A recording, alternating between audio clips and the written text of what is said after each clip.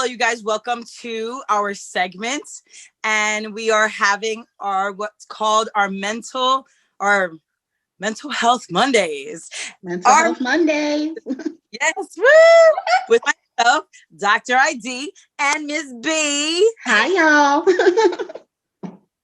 So I hope you guys enjoy this. And today our topic is mental health and weight loss. How does mental health affect weight loss? The struggle And is how, real.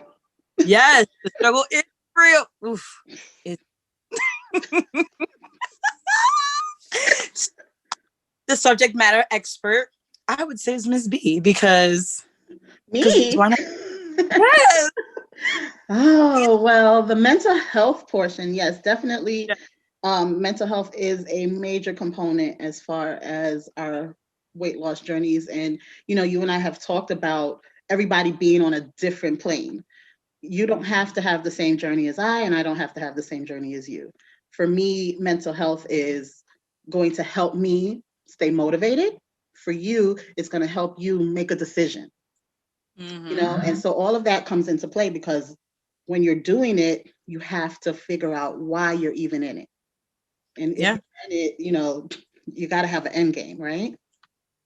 Okay, so let's write that down, people. Number one, boop, boop, the why.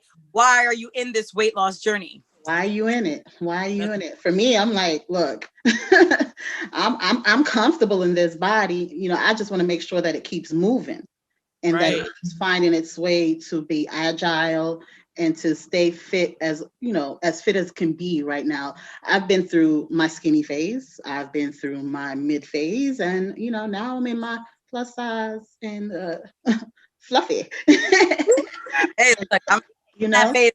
And and I it's think that we embrace it. Once we embrace the place that we are in our lives, then mentally we would be able to accept it. And I think acceptance is big something deal. very, very important, especially for weight loss, because my 18-year-old body back then that I was looking like, oh yeah, never back unless I'm Oh, I remember her. Yeah, those are the that girl. Okay. She still resides within us. That's fine. but unless we have the time, the place, Mm. the discipline like J-Lo, we ain't gonna have a J-Lo body. I'm just saying. Which Well, she can have her body and you can have yours and I can have mine, right? right. Again, it's like you said, your discipline, your timing, when you think about it and we think about, oh my gosh, the snatchback of the stars when they come. First of all, they've got personal trainers that could come to them 2 and 3 times a day. They've got the space within their homes. They've got the access to things. We're all, talking nowadays about these food deserts and, the lack of food, and we have food insecurities where not everybody has access to unfortunately the healthier choices. Mm-hmm. Not to say that you can't use what you have in your community and make it healthy. You can. It's just going to take a little bit more, planning and prepping for your meals and making sure that, all of that. And again, tying it right back to the mental health, meal prepping is a dedication. I watch these other YouTube channels. I'm like, ooh, child, like, okay, by the time I'm finished cooking dinner on Sunday night, I'm what? Prepping what? And Right. why? We're gonna eat these leftovers and be happy. Right. But the truth of the matter is it's a whole lot of things. There's so many different components to just having it, and just being in the right mental framework puts a Mm-hmm. lot of emphasis on how well and what you do with it.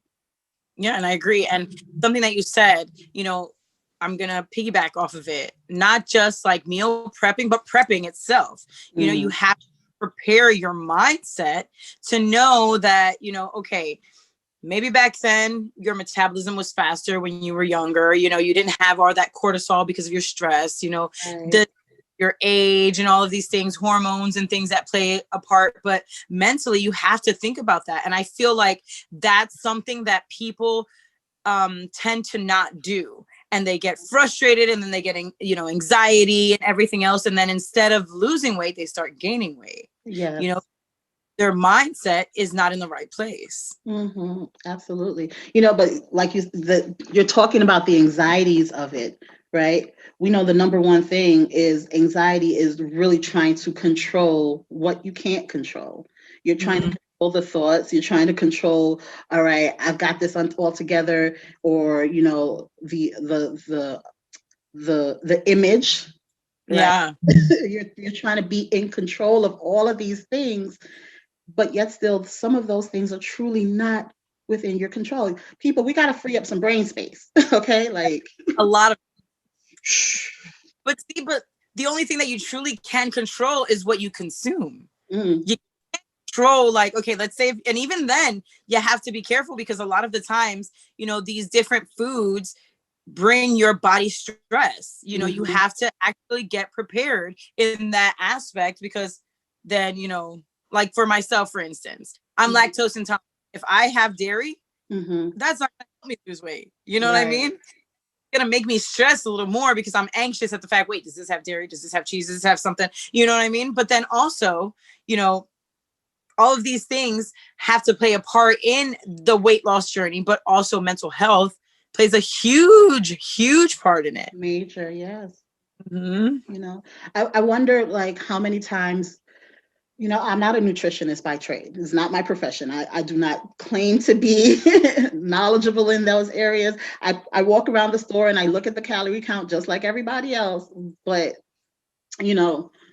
at the end of the day, I wonder how much stress we are really putting on trying to adhere to these, really trying, like, okay, I've got to get this. I've got to have this portion. I've got to do this and prepare it this certain way.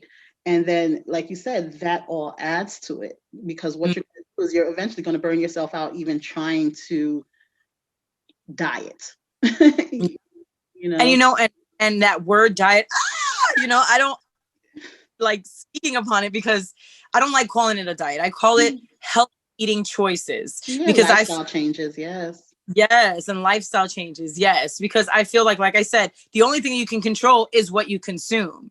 Are you the right amount of waters? And even then, people can't drink that much water sometimes. I know that's a thing. You have, like, greens. That's a thing. Like, people with IBS, it's hard for them to digest this. To digest these foods. And I feel like mentally they have to be prepared. And I feel like not only do they have to go and seek, their physician's help, they should at least have someone who they can talk to, so that if they have any type of anxieties, they can, okay, this is what's happening in my life. How can I help, take away the things that I cannot control out of my mindset, so that I can be able to, consume the right things and think about the right things while I'm actually doing the right things to get, my physical health better. Yeah, absolutely. We have to start putting almost this holistic approach to it. Seeing a nutritionist, seeing your trainer, seeing your mental health counselors, pastors, preachers, doctors, your sister down the street. Being accountable is one thing that you can kind of turn to somebody else if you're really feeling stressed out about, all right, I don't think that I'm meeting my goal. I'm plateauing. I've been running on this treadmill every day. Nothing's happening. I'm going to all the organic supermarkets and I'm buying everything and nothing is changing. Well, that's because, again, if you pare it down a little bit more and go right back to your basics, what are you in it for? Instead of trying to target everything all at once, what is it? What is your target? When are you going to draw back that arrow and aim it? What are you going to aim it at? Exactly. And I feel like once you know your why, you'll know exactly what to do in that aspect. I was talking to her name is Cheryl, and she's an amazing yoga instructor. And what she does is that, she does something that pretty much like the Chinese approach, what they buy foods that are in that season. And that's, that's what helps with your digestion and all of these other things like that. And it kind of made sense, you know what I mean? Because I'm like, okay, why did God make, and yes, I'm going to bring God into this. Yes. Why did He's God? Welcome. He is welcome. Always welcome. So why did God make, that fruit be able to grow on that time frame? If we think about it and we go back to the basics, the why, the why is it not strawberry season, but we're eating strawberries? Is that good for our system at the time? Right. It's a time frame. You know what I'm not saying? even gonna lie to you. Today I went to Walmart and I walked in and I literally said to my sister and my mom on the phone, I said, there's corn on sale. It was foreign to me. I'm like, this is not the, and I don't own a farmer's almanac, so I don't know, but it just didn't feel right. It's like, okay, I'm like, okay, what are we doing? Like, where'd that come from? See, that's the thing, and it made sense. Like, it's, it's like you said, back to the, I'm going to keep saying that, back to the basics. So why, why is it like, and she made it so much sense because she was like, your body, right? Your body is trying to keep warm in the winter. So that's why we have the hot salads, we have the soups, we have, the hearty, with the creamy, yes. The creamy, like potatoes and things like that. You know what I mean? And I feel like also the things that we eat help with our mental health as well. Because I know that there was a study that was told that if a person eats a lot of eggs, that it's not good, in their mental health. And I know that this person, and it's probably like an old wives' tale or something, I don't know, you know what I mean? Because I'm a grandma, she's like, you can't have it, that's bad for your mental health, you know what I mean? Like, hey, you gotta listen to that sometimes, you know what I mean? That's like, listen, the old wives be having it. I promise you. Let it go. They be telling us and letting us know about ginger and all that other stuff and our vitamin C. And looking now, we're putting ginger and vitamin C on everything. Like everything. I can't make my smoothie without some ginger. Right. Or even turmeric. Take turmeric. You know what I'm saying? Yeah. Meal prepping, or buying for my meal preps. And I was like, oh my goodness, there's turmeric in the supermarket. And then when I read up on it, and they're like, oh, it's the season for that, and I was like, I never knew that, I never knew that at this time frame I was able to like buy all that stuff, whatever. Well, girl, don't forget that I have the fresh ones straight from back in the island. So, hit me up. Duh. You forgot? Yeah, I did. But I feel like we have to go back to the basics and know the why. And once we know the why, we would be able to, branch out to everything else. Like, okay, this is why I'm not losing weight. Am I truly, too stressed out? Am I truly, I don't know, my hormones are different. We're older, as for me, my weight has been like this. Right. No, now it has not been that bad, y'all. She's exaggerating. See, I can't even talk right. Look, we're gonna pause and I'm gonna picture. No, do not insert picture here. Because it's been that bad for me. But I know that a lot of instances in my life, and I just look, because of my unhealthy eating habits and stress, right? Because of course, cortisol and anxiety and all these other things, I've had to take medication for blood pressure. The other day, here I am in maybe my second year of taking medications for my blood pressure, right? Trying to get off of them and being monitored by my doctor and eating the right foods that lower my blood pressure naturally. So I just found out that the medication that I was taking,